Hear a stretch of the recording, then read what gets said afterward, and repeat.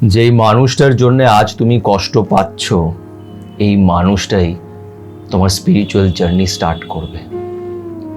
এই মানুষটাই তোমাকে ঈশ্বরের সাথে কানেক্ট করিয়ে দেবে। বিশ্বাস করো, এরকম হয়। ভালোবাসার আরেক নাম হচ্ছে ঈশ্বর, ভগবান।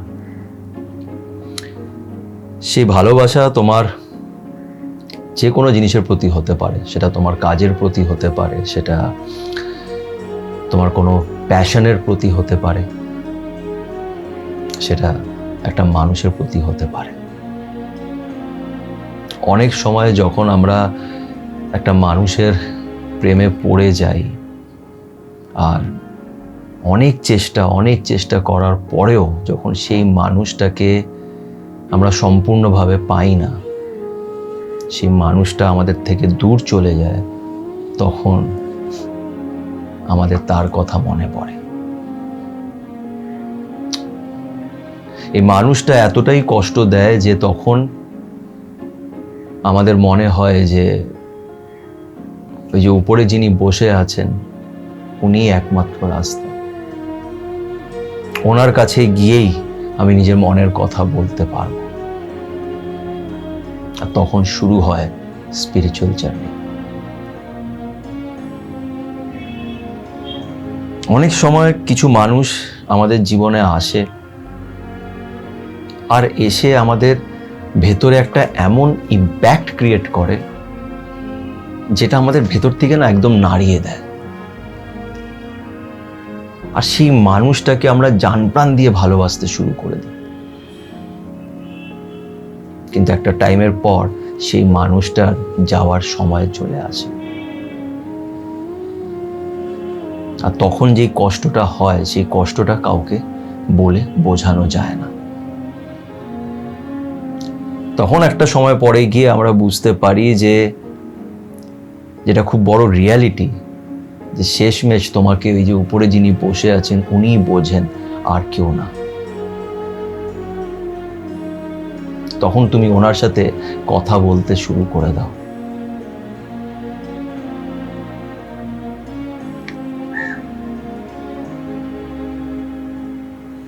আর কথা বলতে বলতে আস্তে আস্তে তুমি মুভ অনও করে যাও। এটা রিয়ালিটি।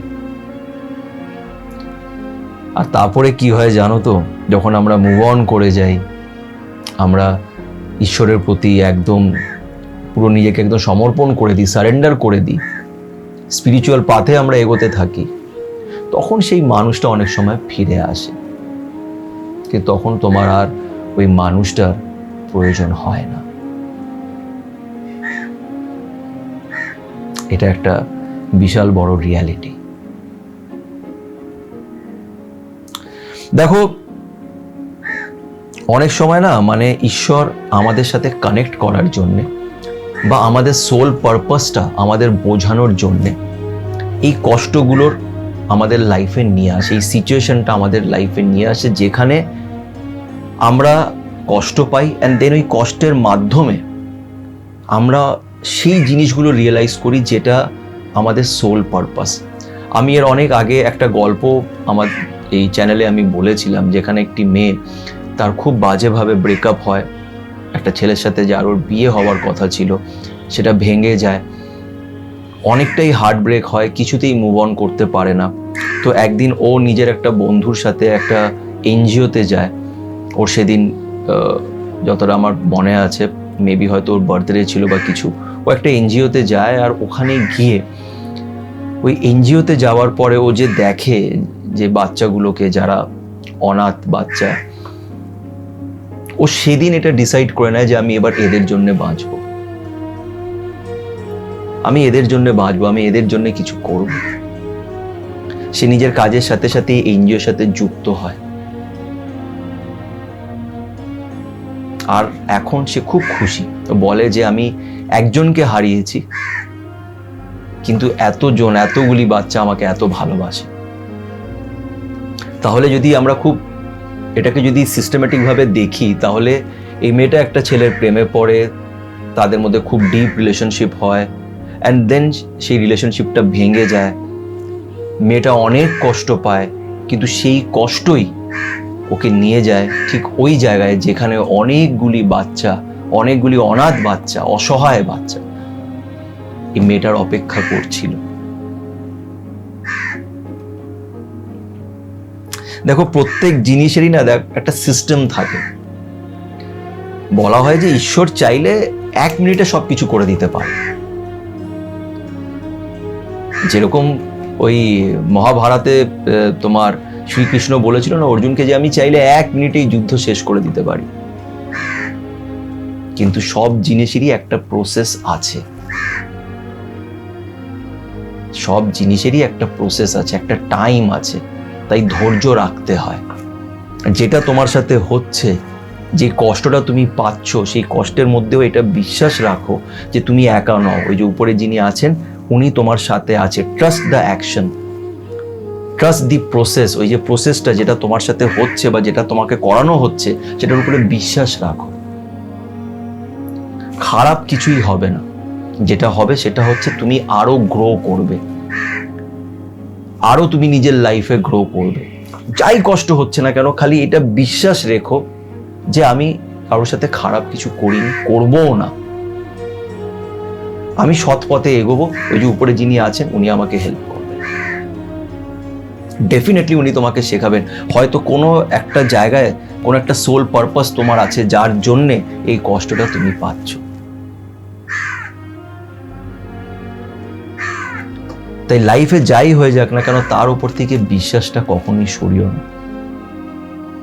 লাইফ খুব আনপ্রেডিক্টেবল, নাথিং ইজ পার্মানেন্ট। যেটা আজ আছে সেটা কাল থাকবে না। আজ খুশি থাকলে কাল কষ্ট আসবে, আজ কষ্ট থাকলে কাল খুশি আসবে। এটা রিয়ালিটি, এটা রিয়ালিটি। হ্যাঁ, অনেক সময় যখন আমরা যেটা চাই নিজের লাইফে সেটা যখন পাই না, তখন খুব কষ্ট হয়। চেঞ্জেসগুলোকে একসেপ্ট করতে খুব কষ্ট হয়। আমি যখন ছোট ছিলাম, আমি একটা অন্য শহরে এমপিতে থাকতাম। আমার ছোটবেলাটা অনেকটা ওখানে কেটেছে। একটা ছোট জায়গা ছিল এমপিতে, একটা ছোট জায়গা জবলপুর বলে একটা জায়গা ছিল, যেখানে আমি ছোটবেলায় থাকতাম। ওখানে আমি ক্লাস 6 অবধি পড়েছি। জবলপুর ছেড়ে যখন আমরা কলকাতা আসি, আমার খুব কষ্ট হয়েছিল, খুব কষ্ট। আমি কিছুতেই মেনে নিতে পারছিলাম না এই শহরটাকে। আর বিশ্বাস করো, আজ এই শহরটা আমার প্রাণ হয়ে গেছে। আমি কোথাও ঘুরতে গেলেও 5-6 দিন পরে আমার এই শহরের কথা মনে পড়ে। আর যখনই আমি এই শহরে ঢুকি, আমার মনে হয় যে মানে কি বলবো, আমি শ্বাস নিতে পারি। এই শহরটা আমার আপন। আমি শহরটাকে ভালোবাসি, এর অলি গলি সবকিছু ভালোবাসি। তো ওই যে যখন জবলপুর থেকে কলকাতায় আসছিলাম, তখন খুব কষ্ট হচ্ছিল। বাবা নিয়ে আসছে, আমার খুব রাগ হচ্ছিল, কারণ বাবার এটাই জায়গা, বাবা মা এখানকারই। চাকরির জন্য বাবাকে জবলপুর থাকতে হয়েছিল। বাবা আর পারছিল না, বাবা এখানে আসতে চাইছিল। আমি ভাবছিলাম বাবা একটা স্বার্থপর মানুষ, সেলফিশ, নিজের খুশির জন্য আমাদের কষ্ট দিচ্ছে। কিন্তু দেখো, সবকিছুরই একটা প্রসেস থাকে। এই শহর আমাকে অনেক কিছু দিয়েছে। আমি অনেকবার চেষ্টাও করেছি এই শহর ছেড়ে বাইরে যাওয়ার, কাজ করার। কাজের স্কোপ বাইরে অনেক বেশি ভালো ছিল, আমি যেতে পারিনি, আর এখন যেতেও চাইনি। আমি এখানেই থাকতে চাই, এখানেই মরতে চাই। এই শহর আমাকে অনেক কিছু দিয়েছে, অনেক স্মৃতি। তো লাইফ ইজ ভেরি আনপ্রেডিক্টেবল। আগে কি হবে এটা আমরা কেউ জানি না। তাই আজকে যেটা হচ্ছে তার উপরে বিশ্বাস রাখো। কষ্ট হলেও মাথায় এটা রেখো যে এই কষ্ট তুমি একা সহ্য করছো না, তোমার সাথে উনি আছেন যে তোমার পাশে আছেন। তার উপরে বিশ্বাস রাখো, সে তোমাকে নিশ্চয়ই একটা পথ দেখাবে।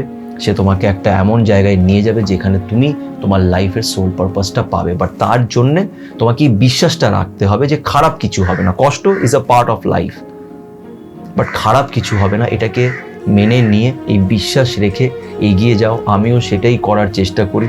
আর এখন যেই কথাগুলো তোমাদের বলছি, আমি নিজেকেও বলছি।